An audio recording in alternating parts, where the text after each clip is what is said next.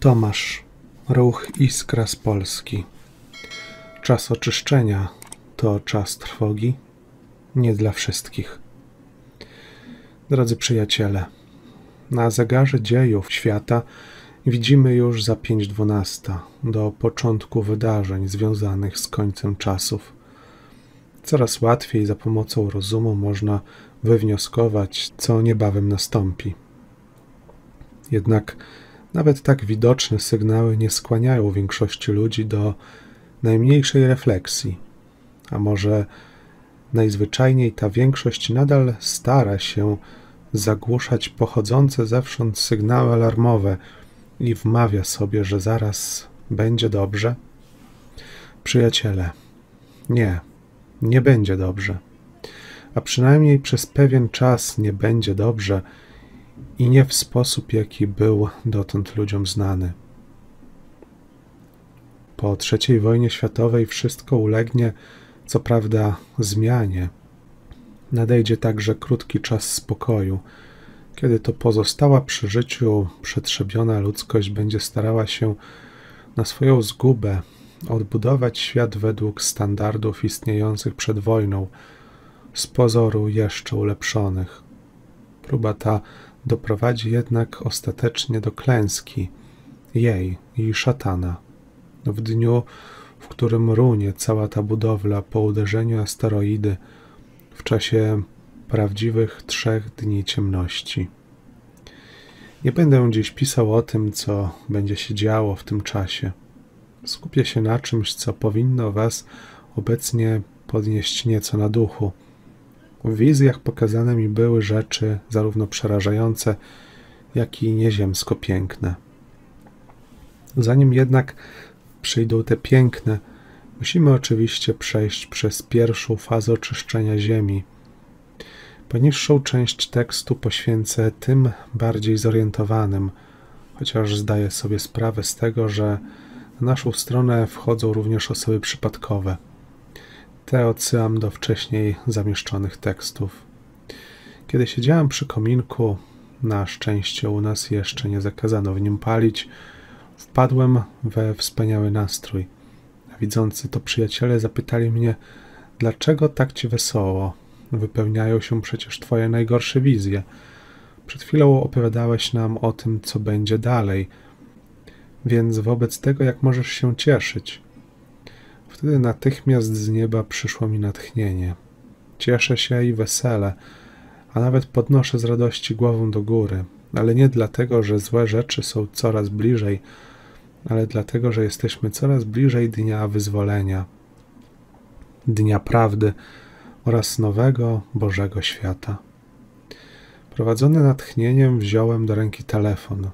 Wszedłem na stronę Biblii i zgodnie z tym, co dostałem z nieba, odszukałem fragment Ewangelii według świętego Łukasza 21:28 i odczytałem.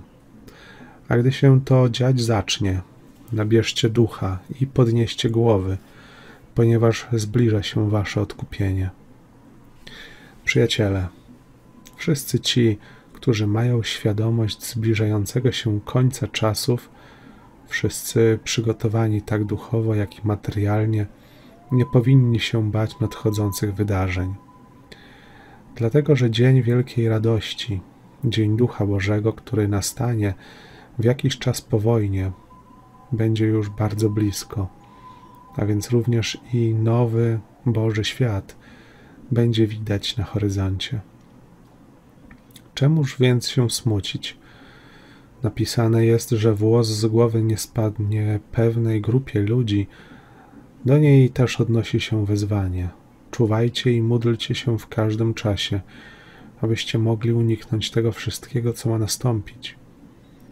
Czyli dzięki wysłuchaniu zaleceń Bożych można tego wszystkiego uniknąć. Ucieszyło mnie też to, że my, którzy byliśmy odrzuceni, wyśmiani, a czasem nawet sponiewierani, będziemy mogli podnieść głowy, bo to, o czym mówiliśmy, się wypełni. Nikt już nie będzie z nas drwił i szydził, a co najważniejsze, zbliżymy się bardzo do wszystkich wspaniałych darów, przygotowanych przez Boga dla tych, którzy posiądą jego ziemię. Więc w czasie, gdy wszystko wokół będzie się trząść, walić, tonąć, właśnie my powinniśmy mieć najwięcej siły, bo po cóż Bóg dał nam dokładne proroctwa dotyczące wydarzeń końca? Właśnie po to, byśmy wiedzieli, co będzie dalej i byli gotowi na wielką przemianę, a nie na żaden koniec świata. Oczywiście gorzej jest z tymi, którzy są na wpół lub całkowicie umarli. Już dawno zrozumiałam, że niestety nie jestem im w stanie pomóc, bo czegokolwiek bym im nie przekazał i cokolwiek by się nie wypełniło, zawsze będą się czegoś złego w tym doszukiwać, albo pobiegną do wróżek, jasnowidzów lub ekspertów. Tych więc zostawiam w spokoju. Jednak na koniec zamieszczę część słów tyczących się pewnej grupy ludzi, którzy mimo wielu łask odrzucili wszystko. Otrzymałem je jakiś czas temu z nieba. Może na tej stronie jeszcze kogoś poruszą. Cytat. I niechaj idą w świat, bowiem kto do świata należy, ten od świata otrzyma, ten zaś, kto do mnie należy, dziedzictwo moje posiądzie. Powiadam ci, dostali oni perły, lecz je stratowali, bo ani skruchy, ani pokory w nich nie było. Siebie samych nad słowo postawili, a serca łudą do czesności napełniali, by karmić je nadzieją na to, na co wyrok został już wydany. Jeśli zatem kto posłanych odrzucił, to chociażby mu i zmarły powstał, nie uwierzy.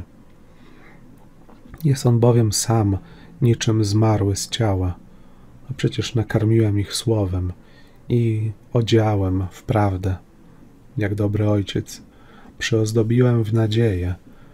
Oni jednak zdarli szaty prawdy, by własne przywdzieć.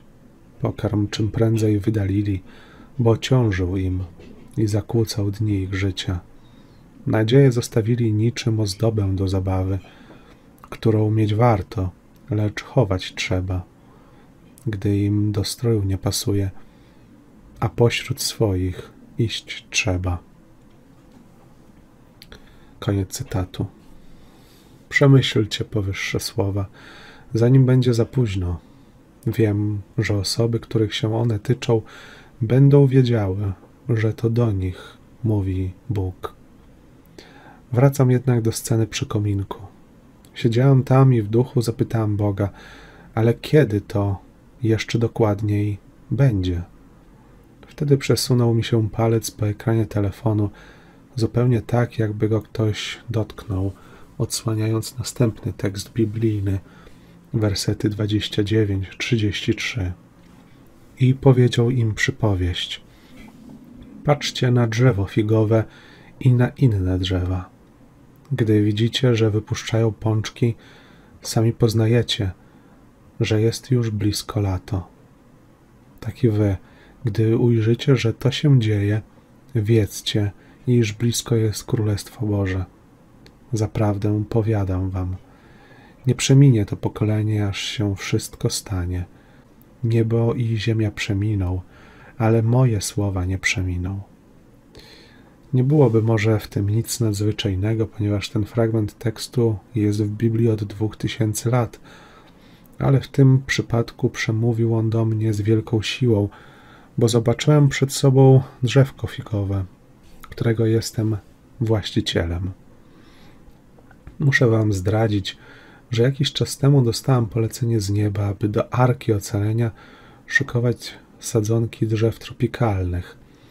Mamy więc na pokładzie pewną ilość bananowców, cytrusów, daktylowców oraz innych, jak dotąd obcych mi, drzewek i roślin, wśród nich jedno drzewko figowe. I właśnie ono, jako jedyne, wydało owoc, 2 figi, które rosną sobie do dziś. Natychmiast oświeciło mnie, że przecież to drzewko figowe na wiosnę puściło pączki. Wtedy wybuchła wojna, a teraz już ma, choć jeszcze niedojrzałe, owoce. Znaczy to, że początek wydarzeń jest tuż, tuż. Szczegóły pominę. Przypomnę jednak, że wszystko ma się zacząć od światowego krachu. Muszę przy tej okazji zdradzić jeszcze jedną tajemnicę, o której troszkę pisałem.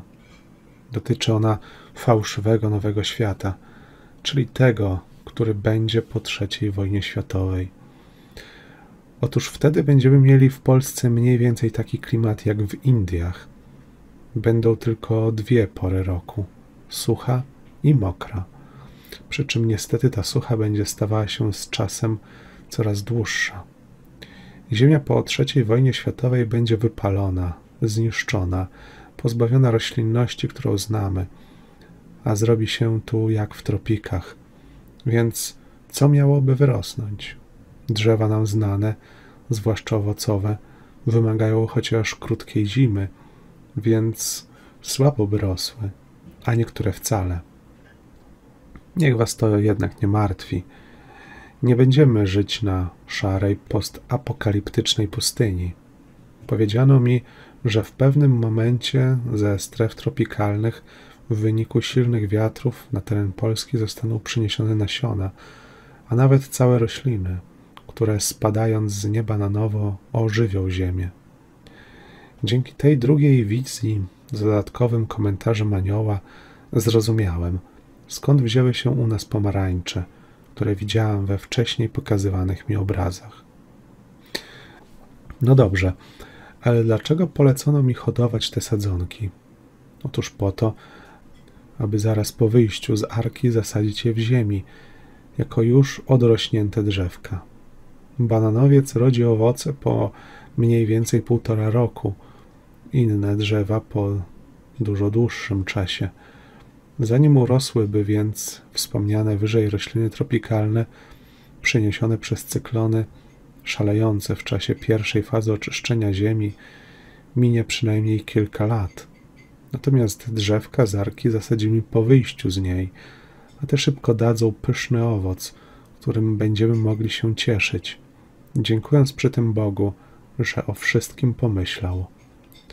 Dodam jeszcze, że będzie to początek wielu przemian na ziemi, w wyniku których ostatecznie wyłoni się nowy Boży świat, ten, w którym baranek i lew razem paść się będą.